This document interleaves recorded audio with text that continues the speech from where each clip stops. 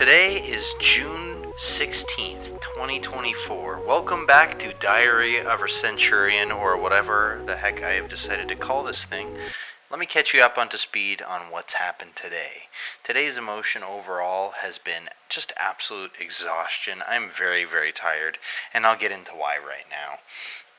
To begin the day, first off, I had a sleep cycle of going to bed at 1:30 till 9:30 a.m. on the couch all night, and immediately as I wake up, Dad hands the phone to me half awake, and I find Opa on the phone.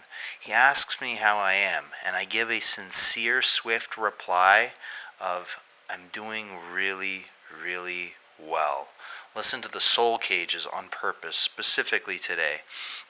And also notice, on the way to getting breakfast this morning, the old folks' home brought out these vintage cars to rekindle the youth of all the people that were growing up in the 50s. And, I think that's pretty sweet.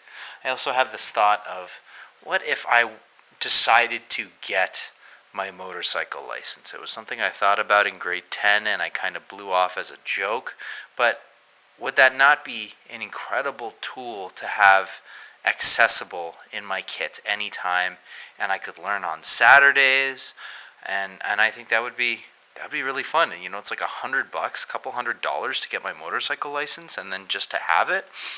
So at 11:10, we had arrived at the breakfast place. The waitress name is Kathy. The other thing that I found out from Dad actually was that Opa used to do palm readings, or he had these sort of abilities, so to speak. And then in addition to that, he said that he talked to Jesus recently, and from there came up with, on my way out, just sort of brainstorming on old ideas that I had, and this old idea of animating Robin Williams on fatherhood, because today is Father's Day, and I think that would just be a really cool video to have out and released on Father's Day. Probably not this year, because we're kind of a little late for that. At 11:24, brekkie, spinach, and a feta omelet. Dad gets the absolute works. His eyes are bigger than his stomach. I got 1 subscriber. Very happy about that. Thank you very much. And then I talk to Dad, and I give him some insight on how crucial it is to acquiring a good quality levain, or in other words, the infant stage of sourdough bread. And what makes really good sourdough bread is really high quality levain that has been properly fermented over a long period of time. And if you acquire a good one, you can essentially cultivate unlimited bread the more you feed it and the more that it ages, which is quite frankly incredible and absolutely alien, because feeding bread is, in a way, it is, honest to God, I swear, it's like an alien. It really, really is, like specifically sourdough. At 12:22, go to the Humane Society to check out the cats and dogs. This is familiar.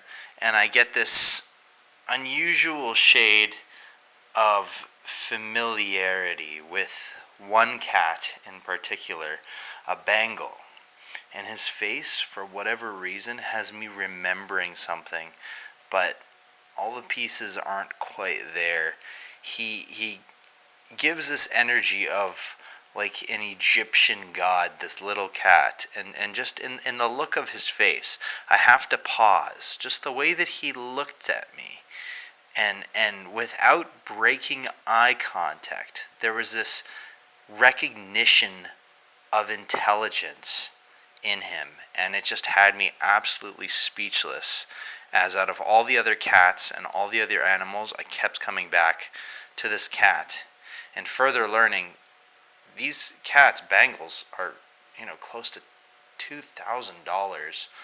It's a cat that I've wanted for years, and I kind of rested it on the back burner, and here he is, only $400, but mainly priced because of his age and not the type of breed of cat that he is. It's really hard to leave this beautiful boy, and at 1:10, decide to leave Osiris, I thought would have been a really good name. From there, we go to the grocery store. Check out the massive, massive chocolate aisle. That was a great way to spend the rest of the time. And from there, I gifted Dad a stool to go along with his workbench. And I removed this cap from the stool that, we both gifted to him. And what's funny is he had to remove this cap just so it could properly raise and lower. So as I said, today's emotion was exhaustion, and the exhaustion followed after going to this breakfast place. Today's excerpt of something that, it's kind of both what I learned and the excerpt is something that I came up with. Sometimes the simplest solutions sit above all the rest. And another thing that's fully confirmed, which I'm very excited for, is on Tuesday I've got a date going rock climbing and going for coffee with this one girl. So we'll see how things go. Despite me having my own sort of turmoil of if I'm honest to goodness ready for a relationship again, or if I can even support something like that.